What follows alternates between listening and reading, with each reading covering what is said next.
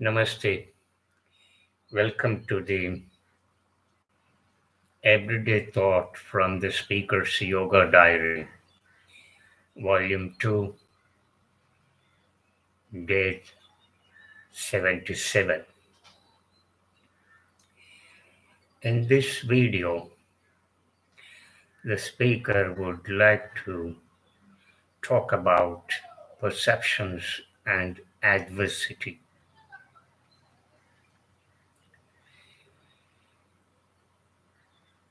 The world is not unreal, but the world that we perceive is unreal. Life is not unreal, but the way we perceive it is unreal. Similarly, death is not unreal, but the way it is viewed is unreal. Our perceptions are influenced by our own knowledge. What comes in between us and the objective world is our own perceptions. And these perceptions are not real. They have been created by us. Therefore, when we are in conflict with the others, it means that our perceptions, our opinions, our impressions are in conflict with the others' perceptions, opinions, images, and impressions. When these perceptions, images, opinions, impressions, or footprints that we form about the objective world are removed, then what remains is only you and the objective world as it is. You as you are, and the objective world as it is. Nothing else transpires. Then the real seeing takes place. And this seeing is not tainted by any perceptions or knowledge, our own impressions and footprints. Therefore, rejecting the world and life is nothing but rejecting the misguided attachment to such perceptions, views, opinions, impressions, footprints. One who lives this life free from such misguided attachment will have a peaceful death. So this is the relationship between you as an individual and the objective world. The speaker has clearly made it that what comes in between us and the objective world are our own perceptions, impressions, footprints, and these are corrupted by our own knowledge. Therefore, our perceptions are not real. When the speaker says that the world is unreal, it means that our perceptions of the world are not real. Our impressions of the world are not real. Our opinions or images that we have created in us are not real.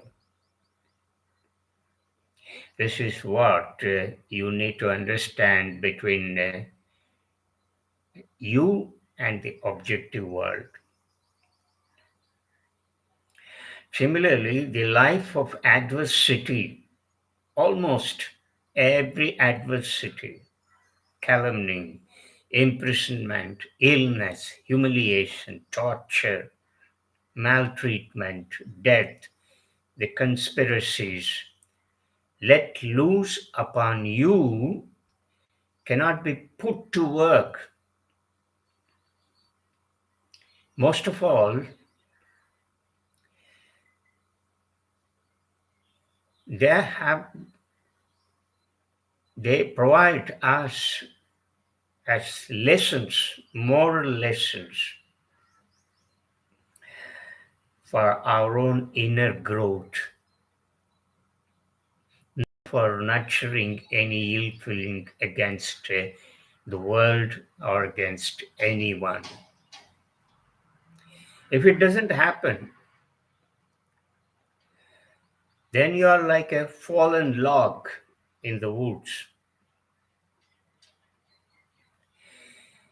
When you are in the material world, you are bound to undergo this calumny, adversity, humiliation, torture, conspiracies,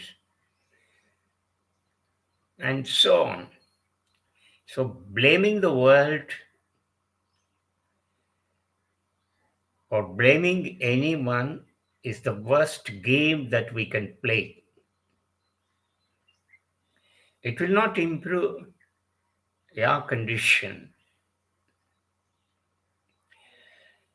but there is no other way to escape from all these calumny, adversities, humiliation, conspiracies, and so on. As we live in the material world, we are bound to undergo these things. They are inescapable.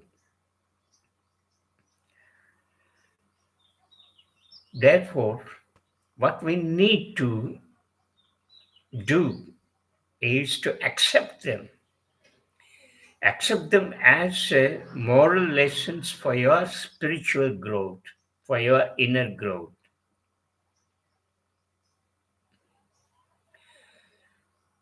So there is no other way to escape from these things. Since all of us are living in this world and functioning on the principle of survival, therefore, when we are in the world, we are bound to experience these things.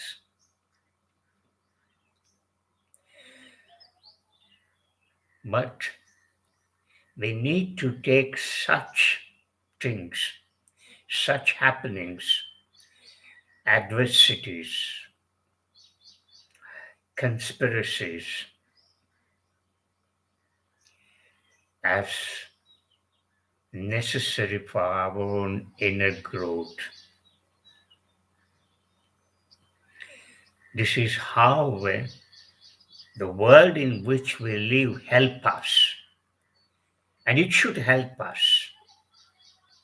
It should help our inner growth. But in most cases, we try to escape from these things. We try to condemn the world. We try to point out our fingers at the others for our misery, for our condition.